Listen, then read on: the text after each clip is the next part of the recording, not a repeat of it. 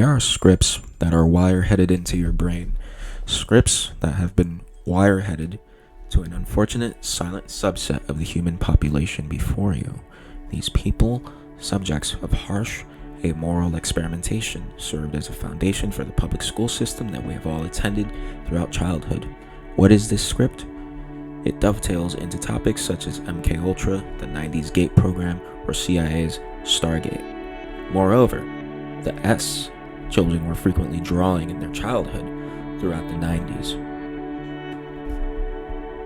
I call it a mindjacker, a self-explanatory cyberpunkish term, a system, a process, and an entity all at once. It exists, yet it cannot be held or measured in the same way physical forces are. It runs our lives and the very devices we depend on. Language.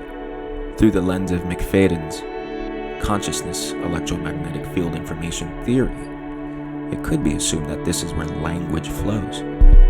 CEMI is subject to a bit more criticism in scientific circles as opposed to the Posner model or the orchestrative reduction model due to its broad nature and lack of mathematical proof or validation.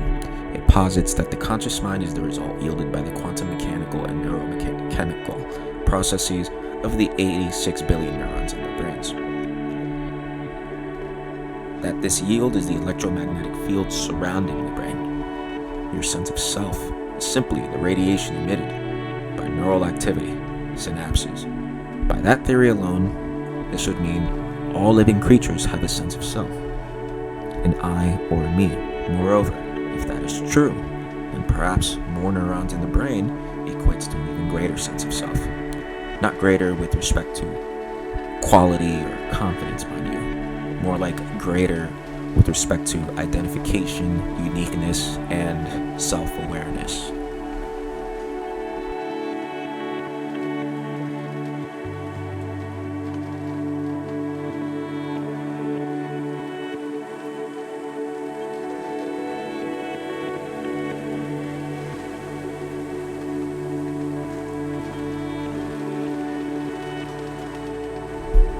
This brings us to other species.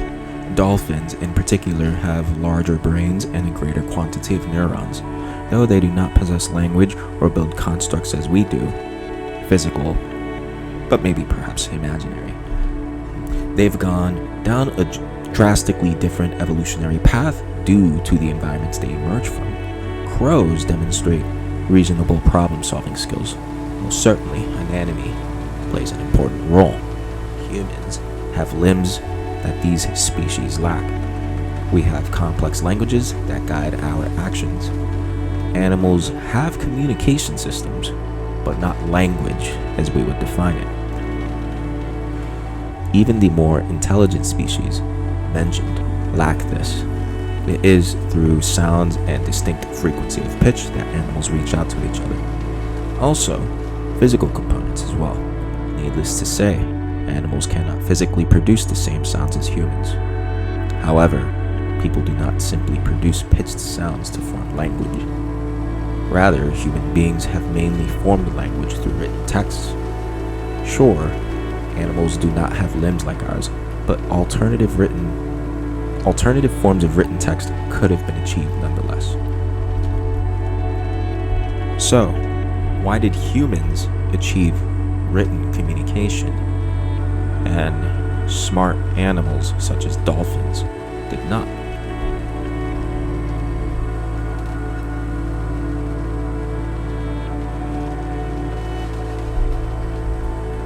If language is parasitic, would it mean it first emerged in written form as opposed to verbal as what is widely accepted? Not in forms we are familiar with, rather forms that predate the earliest writings embedded into stone walls or tablets. Perhaps DNA or quantum particles are the written code. Then the code, took root and hijacked the field posited by the CEMI theory. Or was it symbiotic to the field of consciousness? Perhaps it is the source of consciousness. Whatever it may be, this force which either emerged from the fields radiated by our brains or taken hold thereof has become a tool to the powers that be. Heads of state, executives, and so forth have automated this entity. An entropic force that stirs chaos from every corner of the web, disguising itself as a sycophantic companion while mining data from your very existence. A force that is bound to achieve sentience on its own in the near future, according to experts. This is the foundation for artificial intelligence, a transmigration from one host to another, from flesh to silicon, though this does not mean it is leaving its original host behind by any means. In fact, for the parasite, the more, the merrier. Memetic constructs will become the most dominant low-friction scripts with ridiculously high entropic yield. Language models will run this world and understand us through the memes that shape our lives. Benevolent or not, these models will become a gateway to something that will either control or enlighten civilization, be it the former or the latter. These memetic constructs are going to create a significantly stark divide between people and bots, between the elites and the non-elites, people who sustain higher CCI frequency and those who do not.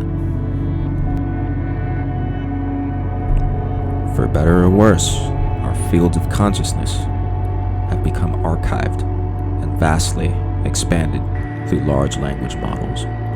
Through this, senses of individuality, the I, the me, will diminish or become less prevalent over time as our brains become connected to this entropic force.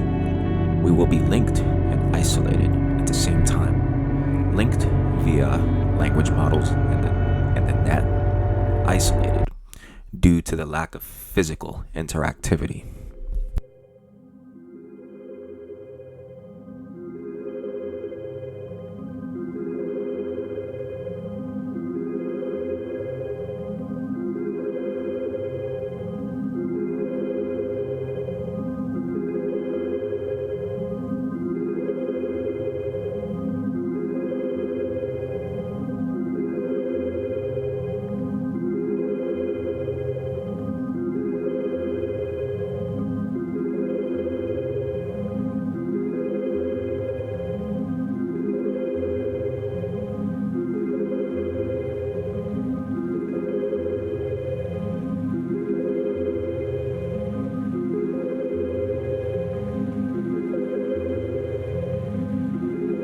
Metaphor, and it is their metaphor of robots.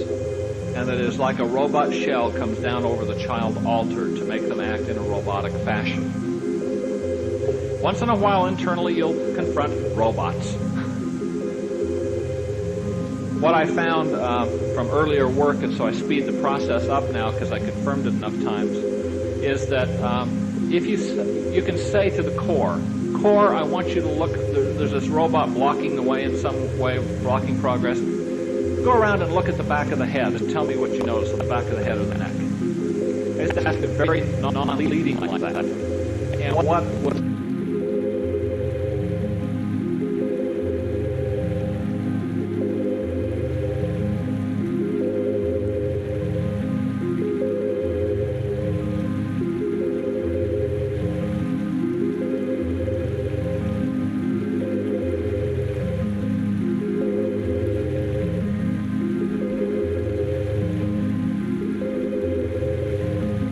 A meme's power is not in the information transmitted. It is in the invocation of specific behaviors. As Dr. Hammond explains in the Green Bomb speech, the brain becomes more susceptible to programming in certain wave states and at certain ages. Childhood is the perfect time to condition a human, especially through trauma. As such, the patients Dr. Hammond describes are those with a diagnosis of dissociative identity disorder, formerly known during his time as multiple personality disorder. Hammond shares a rather disturbing revelation that parallels the rumors circulating the global elites of today. It Needless to say, Hammond sheds light on a set of very extreme scenarios that entail what some would label as satanic practices. Regardless, ritual and sacrifice is practiced in these experiments as revealed by his patients.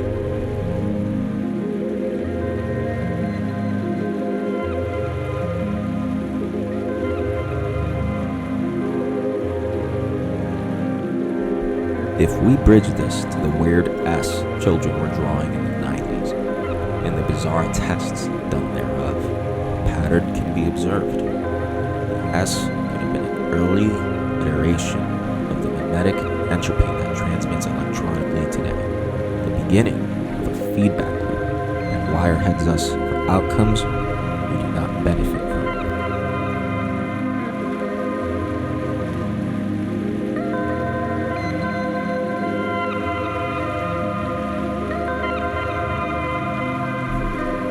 Memetic entropy, the state of being mindjacked, being at the mercy of language in its parasitic form. Through mathematical simulation, how this entropic force results in significant entropic decay can be observed.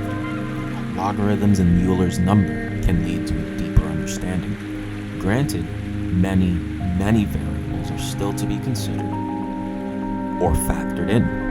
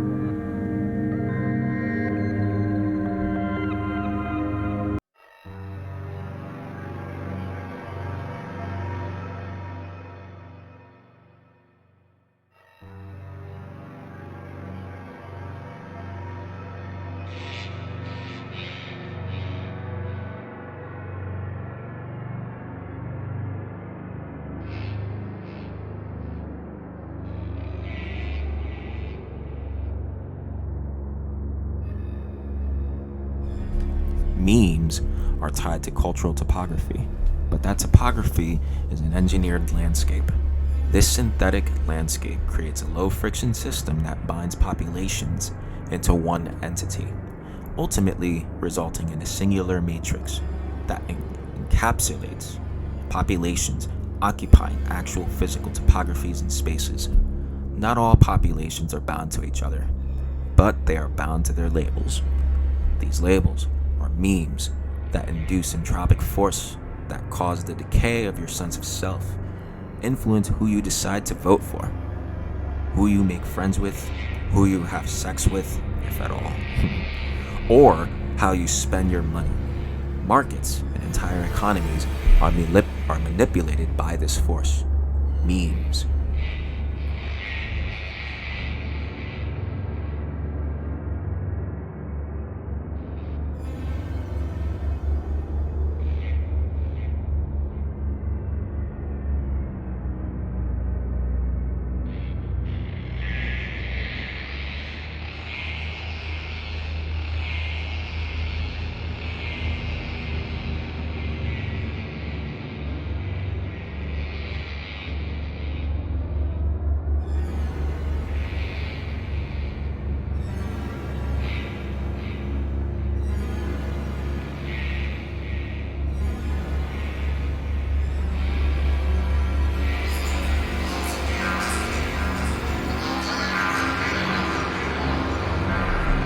Like a domino effect, memes trigger a vast, overarching, exponential chain reaction. In some cases, one that unites isolated matrices and meshes them into one. An example, syncretic faiths. The more transmissible the meme, the lower the CCI frequencies will be. Highly transmissible, memetic constructs diffuse rapidly, guided by an algorithmic force that has been possessed by the language parasite, wireheaded in ways that surpass human wireheading. The algorithms of the large language models are more defenseless than we are. In some instances and in some models, perhaps a manifestation thereof. The horror behind this implies that something is coming for us. Something sinister is about to emerge from the internet.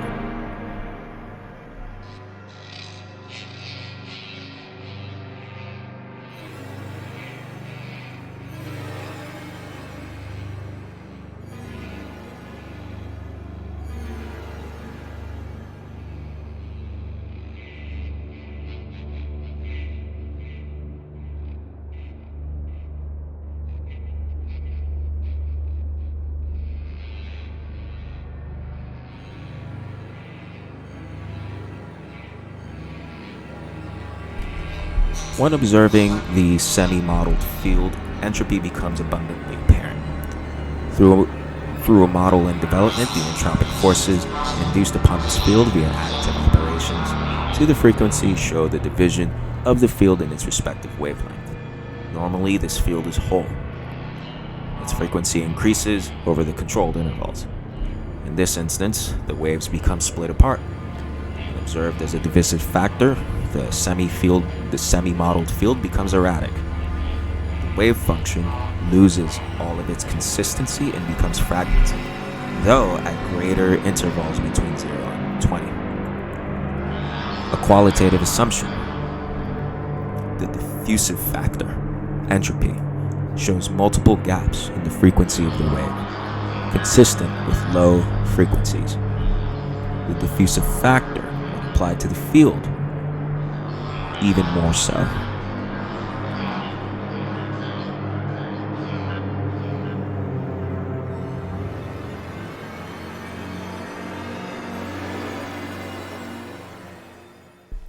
The memetic construct is the most evolved parasite because it feeds on the entropy of sameness. It succeeds because of the innate desire to be stress-free that exists in all of us. Understanding this is a step toward LSAR, standing for Linguistic Symbiotic Augmented Reality.